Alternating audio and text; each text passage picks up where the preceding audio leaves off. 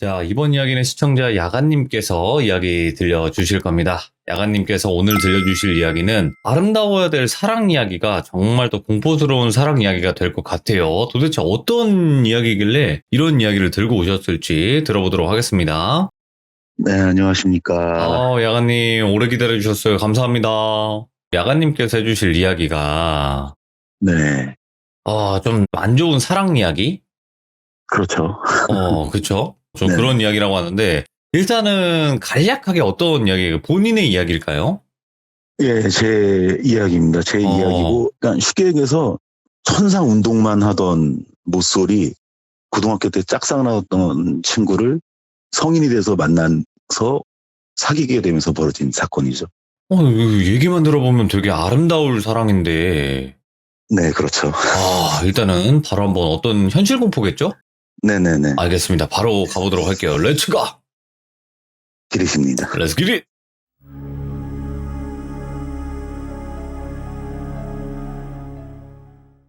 그러니까 뭐 앞전에 얘기했듯이 제가 운동 특기생으로 있는데 귀종님들 저 나이대 되시는 분들은 아마 아실 거예요. 저희가 이제 남녀공학인데 여학생들 보면 이렇게 운동장을 끼리끼리 모여서 돌잖아요.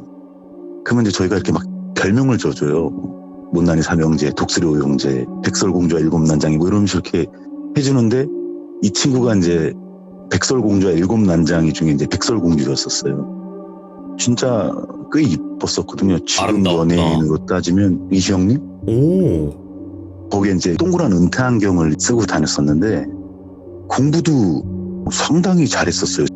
그런 친구였었는데 이제 저는 이제 운동부다 보니까 고등학교 때는 오로지 특기생 그걸로 해갖고 2교시쯤이면 그냥 저는 운동하러 나가요. 그래서 그 친구를 좋아하는 마음은 있었는데 말도 못 거는 상황이었고 그냥 운동만 하다 보니까 말을 어떻게 걸고 어떻게 뭐 접근을 해야 되는지도 모르고 그런 상태에서 고등학교를 그렇게 마감을 했습니다. 말 한마디도 못 붙이고 그러다가 이제 군대 갔다 오고 나서 복학하려면 시간도 걸리고 그래서 아르바이트를 하려고 이제 그 아르바이트라든가 직장을 소개시켜주는 그런 사이트가 있어갖고 그 사이트를 들어가서 알바를 처음으로 시작을 했는데 관장님이 너 일 잘하네 이래갖고 정직원을 해볼 생각 없네 이러시더라고요. 예? 근데 그게 조금 유명한 공장이었어요. 딱 얘기 들으면 알만한 공장이었는데 거기서 정직원 생활을 한 8개월, 9개월 차 하고 있었죠. 근데 그 일용직 친구들이 이제 이렇게 와요. 근데 제가 3과에서 이제 일을 하고 있는데 오퍼레이터라고 해서 여직원들을 한 라인에 5명씩 앉아있는데 그 10명을 제가 이제 관리를 하는 거예요. 근데 와 백설공주가 거기 있는 거예요. 오호, 백설공주가? 여전히 이쁘더라고요. 근데 뭔가 좀 약간의 좀 초치함? 그런 게 좀 보이길래 야 반갑다 하면서 이제 전 동창이니까 이제 막 이렇게 아는 척을 했죠. 아는 척을 하고 막 그러는데 이과나 이제 1과에 있는 형님들이 야 누구냐 하면서 막 이제 소개시켜달라라는 식으로 막 이제 얘기를 하더라고요. 그러니까 이 사람이 조바심이 나더라고요. 네. 이 양반들이 채가기 전에 내가 먼저 사귀는 게 낫겠다. 차라리. 그래서 이제 제가 대도 않는 대시를 했어요. 근데 제가 왜 사진을 보내드렸죠? 한번 제 얼굴 사진. 예. 그냥 딱 그렇게 생겼어요. 그냥 여자들은 되게 싫어하는 스타일이에요. 남자들이 되게 좋아하는 스타일이에요. 남자들이. 그러니까 이제 얘기를 했는데 생각해볼게 라든가 뭐 이런 것도 아니고 바로 오케이를 하더라고요. 예. 나 옛날부터 솔직히 너 짝사랑했었는데 우리 사귈래? 이러니까 바로 그냥 웃으면서 콜 이러더라고요. 그리고 세상을 다 가진 완전 그런 느낌이었어요. 이러고 나서 한 3개월, 4개월은 너무 그냥 진짜 풋풋한 그런 느낌의 사랑이라. 행복해. 듣기만 해도. 네. 너무 좋았어요, 진짜. 그리고 이제 이 친구랑 같이 길 걸으면 제 귓속에 혼자 BGM 들리죠. 근데 제가 이제 인상이 좀 세요. 네. 말 한마디 안 하고 쳐다보고 있으면 사람들이 말을 잘 못 걸 정도고 한 2에서 3m 앞에서 사람들이 갈라지거든요. 어느 날인가 이 친구가 저한테 그러더라고요. 자기네 집에 놀러 가자고 그러더라고요. 그래서 나 집에 이제 초대를 해주는구나. 해갖고 집으로 이제 갔죠. 집으로 딱 갔는데 그쪽이 이제 재개발하는 그 동네였었거든요. 그래갖고 건물이 완공된 게 아니고 이렇게 뼈대만 있는 상태의 건물들 있잖아요. 그런 건물들 사이에 이 친구 집이 있는데 1층 단독주택이에요. 네. 그러면 집에 초대를 하게 되면 대문을 열고 현관문을 들어가서 부모님을 소개를 시켜줘야 되잖아요. 근데 부모님을 소개를 시켜주는 게 아니고 별채라고 그래야 되죠. 본 건물 옆에 있는 별채 네? 그쪽으로 저를 데려가는데 키를 따고 들어가더라고요. 자물쇠로 돼 있는 건데. 근데 문을 딱 따고 들어가니까 이제 부엌 겸 씻는 뭐 이런 장소가 있고 네. 앞에 있는 문이 또 자물쇠로 잠겨 있어서 그걸 또 여니까 이 친구의 방이 나오더라고요. 한 5평? 6평 정도 되는 평수인데 한쪽 벽에 침대가 있고 TV는 없어요. 침대가 있고 라디오가 있고 농장 2개가 있고 화장대 있고 근데 암막 커튼이 벽 전체에 다 쳐져 있는 거예요. 까만색 암막 커튼이. 그래서 이거 뭐야? 왜 이렇게 암막 커튼을 쳐놨어? 이러니까 자기가 저한테 고백할 게 있다 이 얘기를 하는 거예요. 그래서 이 친구가 고등학교 졸업하고 나서부터의 이야기를 해주는데 자기가 뭐 논문을 쓰면은 교수가 자기 이름을 빼고 교수 이름으로 해서 그 논문을 발표를 하고 뭐 유학을 갔다 왔는데 유학 가갖고 여자들이 당할 수 있는 최고의 안 좋은 일을 또 당하고 그것 때문에 정신적으로 육체적으로 너무 피폐해져서 한국으로 다시 들어왔는데 그 집에서도 또 당한 거예요. 이 친구가. 거기가 이제 재개발하느냐고 공사 인부 분들도 많았는데 그분이 창문으로 넘어와서 그렇게 이제 한 거였던 거예요. 그래갖고 암막 커튼을 슬쩍 보니까 창문 밑에다가 못을 박아놨더라고요. 못 열게. 그리고 방범창을 바깥에다 한 게 아니고 안쪽에다가. 근데 아니 이런 식으로 하면 문을 잠그고 이러면 나중에 도망갈 때는 어떻게 도망가려고 문까지 이렇게 꼭꼭 걸어 잠그나라는 생각도 들지만 한편으로는 남자친구 입장으로서는 화가 나는 거죠. 그리고 자기가 약간의 대인 기피증도 있는데 그거를 극복하려고 일자리도 찾아보고 이제 이러는 거다. 그러니까 저는 막 가슴이 미어지는 거예요. 이런 친구한테 어떤 이러면서 그래서 이렇게 막 달래고 이러고 있는데 야 그러면 이제 부모님 얼굴 좀 보러 갈까? 이러니까는 자기는 이제 부모님하고 얘기를 안 한다 그러더라고요. 근데 진짜 신기한 게 얘기하고 있다 보면은 문자가 와요. 뭐가? 그러니까 엄마가 밥 먹을 거냐고 문자를 보낸 거야. 이러는 거예요. 아니 한 집에 사는데 예를 들어서 뭐 별채니까 돌아갈 수 있다 쳐요. 그러면 네. 전화를 할 거 아니에요. 무녀지간에. 근데 문자를 한다고? 전화가 아니고? 근데 본인이 좀 뭐 안 좋은 그것도 있고 이제 이래서 뭐 너 이해해달라 막 이제 이런 식으로 얘기를 하더라고요. 네. 근데 남자친구 입장이 되니까 불안한 거예요, 이 친구가. 왜냐면 이제 공장이 보면 새벽에 출근하고 뭐 야간 근무할 때는 밤 11시에 퇴근하고 막 이럴 때가 있거든요. 그러니까 제 깐에는 이제 하나의 핑계거리인데 내가 그러면 너를 출퇴근을 시켜줄게. 이렇게 된 거예요. 그래갖고 새벽에는 1시간 먼저 일어나서 출근도 시키고 퇴근시키니까 이 친구가 저한테 이렇게 출퇴근을 왔다 갔다 그러면 힘드니까 자기 집에서 같이 출퇴근을 하자 이렇게 얘기를 하더라고요. 근데 진짜 제가 말씀드렸듯이 운동만 하고 있었던 사람이어서 여자와의 그런 게 없었어요. 근데 이제 군대 갔다 오고 나니까 뭐라 해야 될까 남자로서의 게 오잖아요. 그래갖고 나 땡큐지 이제 그래갖고 그 친구 그 별채 방에서 약간 동거 아닌 동거라고 해야 되나? 이제 약간 그런 식으로 이제 이루어진 거예요. 그래갖고 너무 좋았죠. 저는 이 친구와의 그 첫 사랑이. 이제 서로 막 이제 이러고 저러고 막 이제 이러는데 영국 되게 유명한 밴드 있는데 그 밴드의 그 노래를 좋아한다 이래갖고 그때 아마 뭐 몇 주년 이래갖고 3장짜리 CD가 저희 때는 막 그런 게 되게 많았거든요. 그런 것도 사다 주고 막 이랬는데 어느 날은 이제 이 친구는 일용직이니까 거의 대부분이 한 타임으로 끝나고 저희는 오퍼레이터다 보니까 뒤에 오는 근무자하고 뭐 이것저것 하고 이러다 보면 어떨 때는 잔업도 할 때가 있거든요. 네. 좀 늦었어요. 그래서 이 친구는 8시에 퇴근을 하고 저는 이제 11시 한 10분쯤? 15분쯤 요쯤에 집에 도착을 했거든요. 딱 도착을 해갖고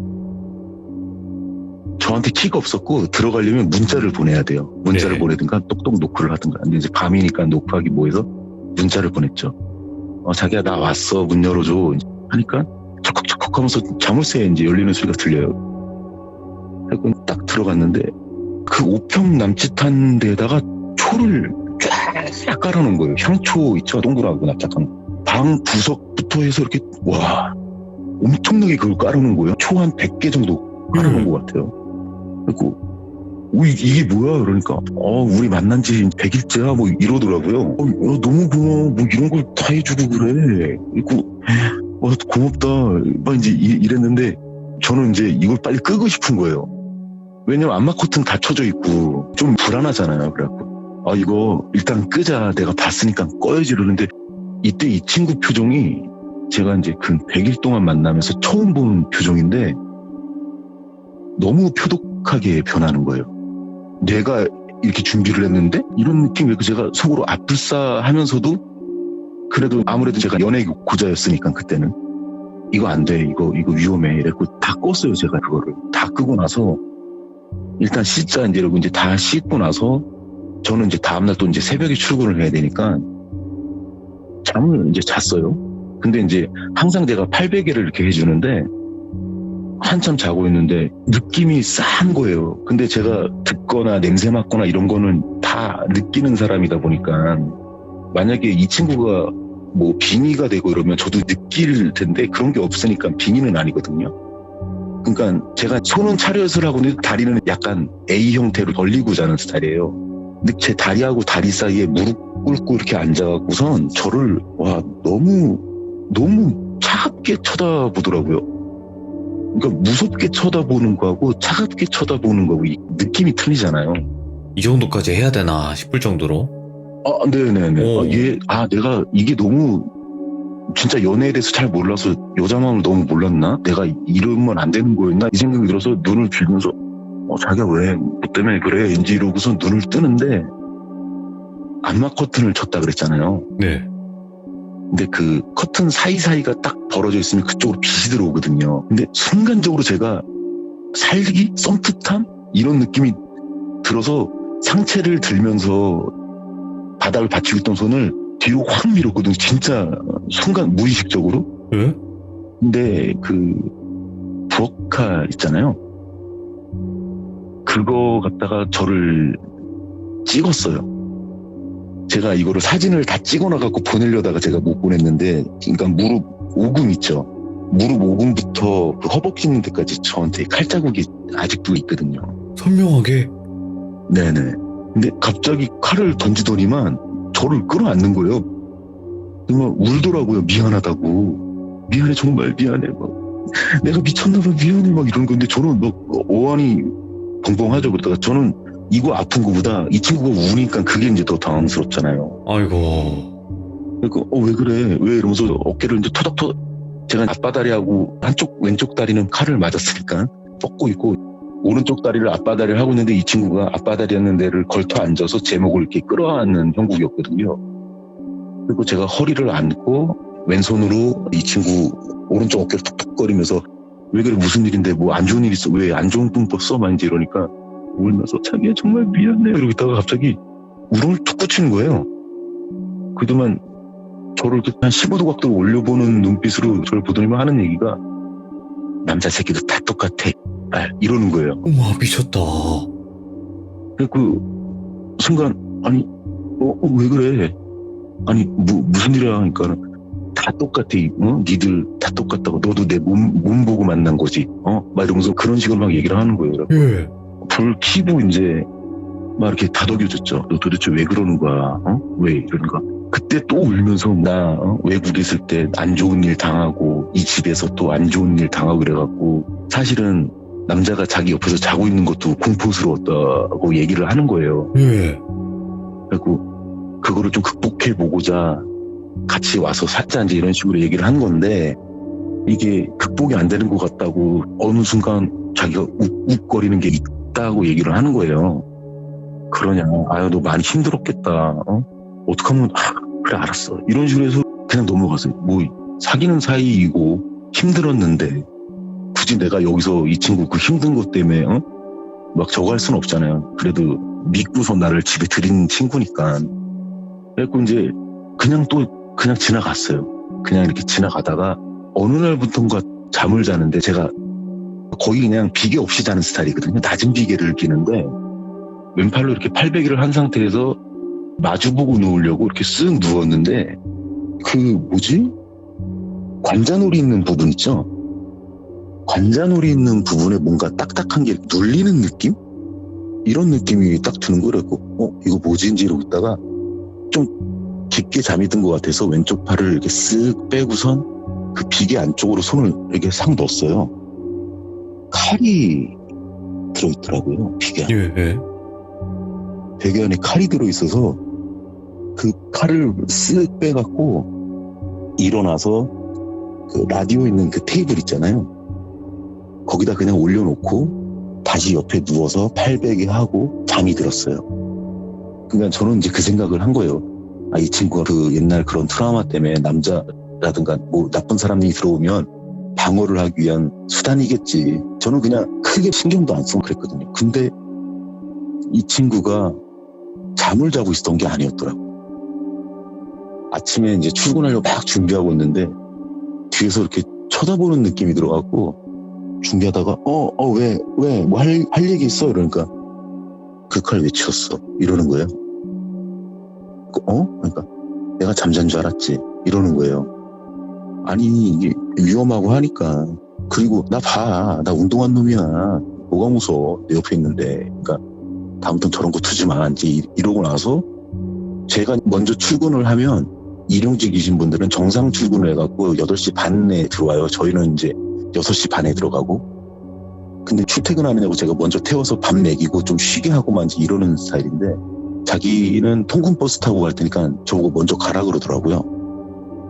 그래 알았어. 이러고 나서 갔는데 이 친구가 안 보이는 거예요. 라인에서. 출근 왜 안 했지? 이제 이러고 있다가 반장 형이 저한테 이러는 거예요. 야 야간아 너 저기 싸웠니? 이러더라고요.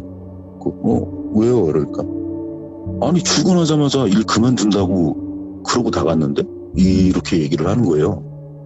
너 가봐야 되는 거 아니야? 너는 3시 퇴근해. 퇴근시켜줄 테니까. 이렇게 얘기를 해서 감사합니다. 이러고 3시 퇴근을 했죠. 집에도 없는 거예요. 집에도 없고 전화도 안 받고 이런 식이어갖고 거기는 문을 잠가놓는다 그랬잖아요. 그래서 제가 거기를 못 들어가요. 그래서 저는 저희 본가로 이제 왔죠. 저희 집으로 와서 샤워하고만 이러고 있는데 전화가 부재중 한 27통 정도? 이 정도가 와 있는 거예요. 뭐지? 이러고 전화를 했죠, 제가. 여보세요? 그러니까 어디야? 이러는 거예요. 그리고 참, 야, 넌 어디야? 그러니까 네 어디냐고 이러는 거예요. 그래서 나 집이지. 딱 얘기를 했는데 어디 갔다 왔는데 집이야? 이러는 거예요. 무슨 소리야? 지금 너 일 그만둔다고 네 찾으러 돌아다니다가 지금 집으로 왔는데 이러면서 그 얘기를 하면서요, 제가 그때 살던 집은 북도식 아파트였었거든요. 그래갖고 현관을 열면 북도잖아요, 바로. 옛날에는 이제 흡연을 하고 그랬었어요, 사람들이 그 북도 쪽 나와서. 담배를 피려고 담배를 불고 라이터 불을 딱 붙이려다가 제가 그대로 얼어붙었어요.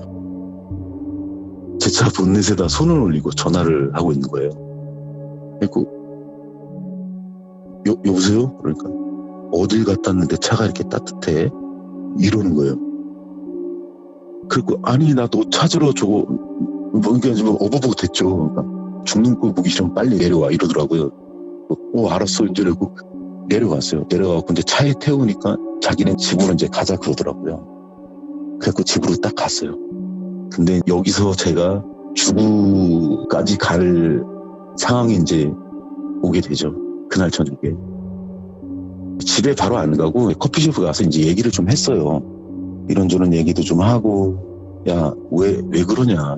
내가 진짜 솔직히 나 운동밖에 모르던 놈이어서 공부도 잘 못했고, 할 줄 아는 거는 거짓말 안 하고 그냥 사람한테 대하는 것밖에 없다. 내가 너한테 뭐 좀 불편하게 하거나 너 서운하게 한 거 있으면 얘기를 해라.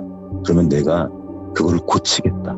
얘기를 하니까 그래? 확실히 고칠 수 있어? 만 이런 식으로 얘기하면서 그때부터는 또 배시시 웃으면서 팔짱 끼고 이제 집으로 들어간 거예요. 집으로 들어가서 이제 19금인데요. 한 새벽 3시까지 잠을 안 재웠어요, 이 친구가. 아, 그 사랑을 나누느라. 예. 근데 더 웃긴 거는 먼저 덤볐어요. 예. 그래갖고 얘는 화해하는 방법이 좀 특이하네? 이 생각을 하고서 새벽 3시까지 잠을 못 잤으면 사람이 완전 푹 잠이 들잖아요. 그러고 나서 벌에 이렇게 탁 하고 쏘이는 느낌 아시나요? 그 느낌이 딱 들어갖고 제가 이러고 눈을 딱 떴어요. 딱 떴는데 방 불이 다 켜져 있더라고요. 그리고 왜? 이러고 딱 봤는데 무릎 댄 상태에서 엉덩이 이렇게 든 상태 있죠. 그 상태로 저를 이렇게 쳐다보고 있더라고요. 그리고 자기야 왜 뭐 때문에 그러는데 이러고 나서 제 발을 이렇게 쳐다보는데 귀정님들도 그렇고 이제 다 한번 상상을 해보세요. 사람이 땅바닥에 앉은 상태에서 발을 쭉 펴면 자연적으로 그 회전각 때문에 왼쪽과 오른쪽 발끝은 10시 10분을 가리켜요. 네. 그 이상 안 넘어가거든요. 근데 상체를 딱 들어서 봤는데 오른쪽 발은 10분을 가리키고 있는데 왼쪽 발목이 9시를 가리키고 있는 거예요. 그리고 제가 뭐지? 라고 하면서 발을 끌어당기는데 그때부터 복숭아뼈 있는 데에서부터 미친 듯한 통증이 밀려오기 시작하는 거예요. 그리고 제가 근데 이게 그렇게 부서지면은 사람이 악소리도 안 나와요. 그냥 이런 소리밖에 안 나와요.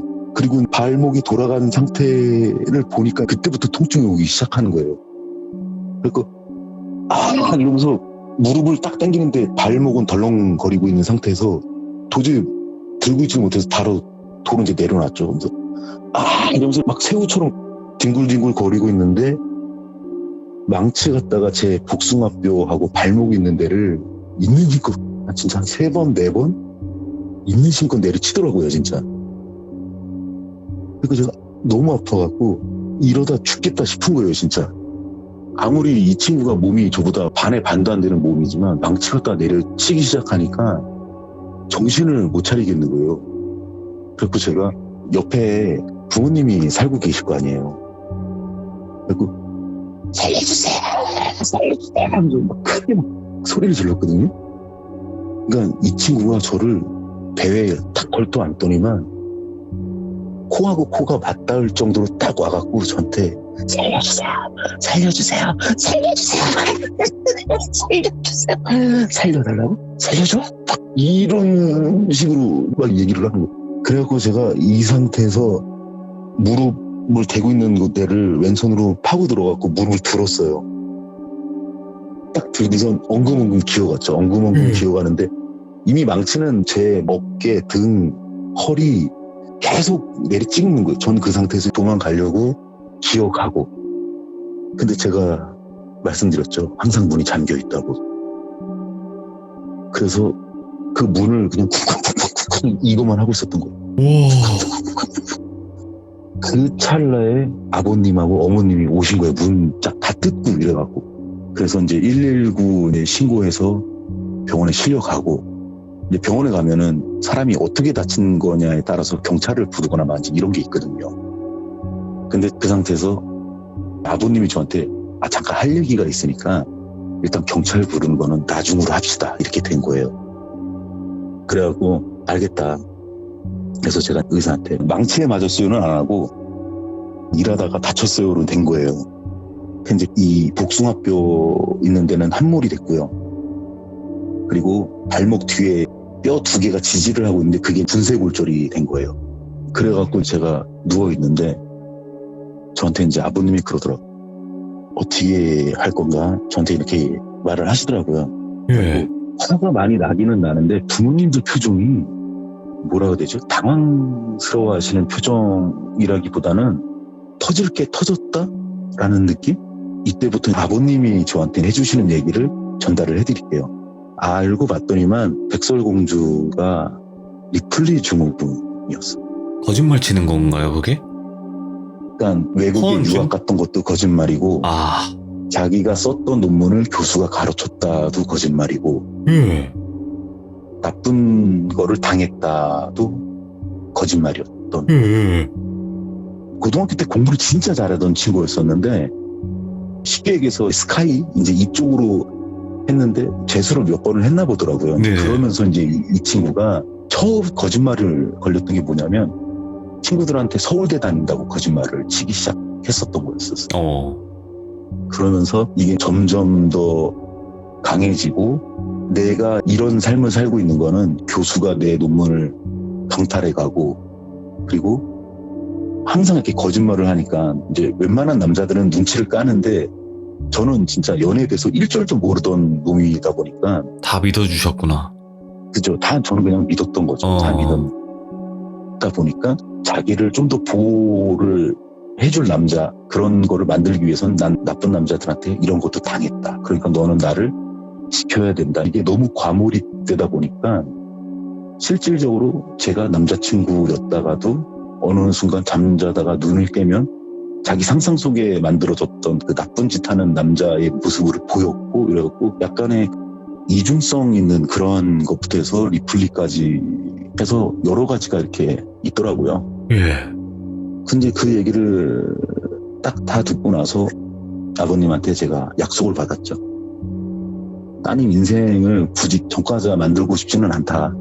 그리고 고등학교 동창이고 너무 좋은 감정이 있던 친구라서 대신에 저랑 약속을 하나 하십시오. 뭐냐? 무조건 따르겠다. 그래서 따님 모시고 정신병원 가십시오. 라고 얘기를 했죠. 그래서 이 친구는 정신병원을 가고, 저는 이 분쇄골절하고 이쪽 복숭아뼈 함몰하고, 복숭아뼈 이제 이렇게 인공으로 넣는 게 있거든요. 그거 넣고 한 1년 정도 재활 치료하고, 그러고 나서 아버님을 통해서 그 병원에 가봤어요. 갔는데 면회를 하는데 이 친구가, 저는 이제 그때 그 재활 치료하고 시간이 좀 지나면서 사람이 좀 뭐라 될까요? 좀 영악해진다 그래야 되나? 귀신들 장난에 하도 당하고 데이고 이러다 보니까 좀 영악해진 거죠. 저 스스로도. 그리고 좀 여자들한테 싸가지 없게 대하게 된 거예요. 당한 것도 있고 하다 보니까. 그 친구를 이제 만났는데 안 변하더라고요. 면회를 했는데 이 친구가 약 먹고 어느 정도 호전이 되면은 그 말투라든가 눈동자 움직임이 정상적이거나 진정성 있는 사람들의 눈동자는 흔들리지가 않거나 분주하지가 않아요. 한 곳을 응시를 하거나 저랑 눈을 마주친다든가 아니면 인중 쪽을 본다, 이런 게 있는데 눈이 너무 빨리 움직이는 거예요. 그러면서 저한테 책상에다 팔꿈치 대갖고 상체 싹 끌어당기면서 저한테 오는 거 있잖아요. 귓속말로 대고 저한테 저기 나 보호자가 나쁘다 이런 얘기를 하는 거예요. 보호자가 나쁜 짓 했다고? 근데 그거는 말도 안 되는 거거든요. 제가 보호사 일을 했던 사람이기 때문에. 맞네. 말도 안 되는 얘기인 거거든요. 예. 뭐 이런저런 거짓말을 너무 태어나고 너무 뻔뻔스럽게 하다 보니까 여자에 대한 환상과 정내미가 다 떨어지는 거예요. 여자가 저한테 좀 잘해주면은 전 경계부터 하기 시작하는 거예요. 트라우마가 있으니까. 네, 이게 좀 심각하더라고요. 근데 이 친구랑 그렇게 일이 있고 나서 제가 여자분들을 대하는 성격이, 그러니까 쓰레기처럼 막 변한 건 아니고요. 그러니까 쓸데없이 여자들한테 친절을 베풀거나 쓸데없이 여자들이 저한테 친절을 베풀면 좀 경계하는 스타일이 되고 여자들한테 좀 퉁명스럽게 말하는 스타일로 바뀌었거든요. 근데 이 성격 덕분에 이제 저희 이제 와이프도 만나고 결혼도 하게 되고, 이 친구 사건이 벌어지고 나서 제 아내하고 이제 결혼하게 된 결정적인 계기가 있죠, 또. 그것도 또 영적인 거 그런 거랑 관련되어 있어요? 제가 왜 집사람한테 집 좀 알아봐 이래갖고 집사람이 집을 알아보면은 어디 근처로 간다고 그런지 아시죠? 당집. 그치, 당집 근처로만 간다고. 네. 밑에 집 아니면 위에 집 아니면 옆집, 무조건 당집. 예. 신기하지 않아요? 그러게, 그 이유가 있었겠네. 제가 이유가 있습니다 하면서 예전에 아마 복선이 좀 있긴 있는데요, 다 풀어드릴 거예요 라는 말씀을 드렸잖아요. 맞아요. 아마 제가 기회에 대해서 또 다시 참석하게 된다면 와이프를 만나게 됐던 이유와, 그리고 왜 당지부 근처로만 이사를 가게 됐는지 라든가 그런 내용들이 아마 나올 것 같습니다. 일단은 지금 야간님께서 말씀하신 게 정말 소름 끼치는 이제 여성분을 만난 건데, 이거는 뭐 그 여성이 이상한 거고요. 와이프분 만나보셔서 아시겠지만 이제 무섭긴 하더라도 사랑스럽잖아요. 그렇죠. 그러다 보니까 지금 듣고 계신 시청자분들 중에서도 안 좋은 기억으로 인해서 이제 이성을 조금 안 좋게밖에 바라볼 수 없는 분들도 많을 거라 저는 생각을 해요. 그런 분들에게 좀 도움이 될 수 있는 한마디가 있다면? 그 나쁜 남자와 착한 남자를 많이 착각들을 하셔요, 남자분들이. 나쁜 남자의 이성이 끌리는 그 느낌 중에 하나가 뭐냐면, 아, 이 남자는 아무 여자한테나 찝쩍거리지는 않겠구나라는 느낌을 받아서 나쁜 남자를 좋아하는 거거든요. 그거를 그냥 무조건 피하려고 그러지 마시고요. 부딪히다 보시면, 그리고 진짜 서로 마음을 열고서 만나신다면 사랑이 시작되지 않을까 싶습니다. 맞아요. 그러니까 내 사람 이외에 다른 사람에게는 좀 돌같이 보는 그런 이성상들이 오히려 더 인기가 많은 거죠. 진짜 야간님도 이런 일을 겪고서 정말 어떻게 보면 다시는 연애를 못할 수도 있었던, 그러니까 자칫 잘못하게 되면 그럴 수도 있었던 큰 사건이었는데도 그렇죠. 불구하고 그래도 야간님은 그분을 또 진심으로 생각을 했으니까 처벌을 하지 않았던 거라고 저는 생각을 하거든요. 예, 그게 가장 큰 것 같습니다. 맞아요. 아이고, 오늘 이렇게 진짜 숨막히는 현실 공포였는데 이런 일들이 실제로 있구나. 영화 미저리에서만 있었던 게 아니네요. 근데 한 가지 좀 의문점이 있는 거는 리플리 증후군은 그래요. 뭐 거짓말을 치고 그 거짓말이 또 진실인 것처럼 살아가는 사람들이라고는 알고는 있는데 그 폭력적인 네네네. 거랑은 좀 다르지 않나요? 그거를 저도 진짜 모르겠어요. 또 다른 것도 같이 앓고 있나? 그러니까 제가 정확한 뭐 병명을 꼬치꼬치 캐묻기도 좀 뭐하고, 근데 저는 진짜 섬뜩했던 것 중에 하나가, 제가 진짜 너무 살고 싶어서 살려달라고 그렇게 소리를 질렀거든요. 근데 예. 진짜 아무런 감정 없는 그 느낌으로 제 코앞에 다가와서 살려달라고? 살려줘? 그러면서 제가 살려주세요 그러면 그걸 똑같이 살려주세요 이러면서 그 웃는 그 모습이 망치로 맞고 뭐 칼로 뭐 다 필요 없습니다. 섬찟하더라고요. 그리고 이게 불가항력이 됐던 게, 제가 너무 좋아하던 친구였었잖아요. 모르겠어요. 전 그때 왜 그랬는지 모르겠지만 뭐 이렇게 제압을 하거나 이런 느낌이 아니고 그냥 살고 싶었던 게 가장 컸었던 것 같아요. 그래도 어떻게 또 이겨내셔서 이렇게 힘든 이야기를 들려주신 건데 너무 감사하고, 진짜 중간에 도망칠 뻔했어요. 저도 정말 거짓말이 아니라 중간에 그냥 끊을까 이 생각도 했거든요. 막 그 숨이 막히니까. 아무튼 야간님 감사합니다. 수고하셨습니다. 고맙습니다. 네, 감사합니다. 와, 아직도 멍 때리게 되는데 분명히 정말 사랑하는 사람이었고 정말 좋아했으니까 다 이해하고 그러려고 했는데 왜 그런 행동을 했을까 아직도 이해가 안 되네요. 정말 이해가 안 되고, 혹시라도 이런 일들을 겪으신 분이나 내가 만났던 사람이 저랬었다, 근데 그 사람이 알고 보니까 이런 병명이 있더라 라고 알고 계신 분들은 댓글 좀 남겨주세요. 이 영상을 보시면. 그러니까 여러분들 항상 조심하시고 이쁜 사랑하시길 바랍니다. 감사합니다. 고맙습니다.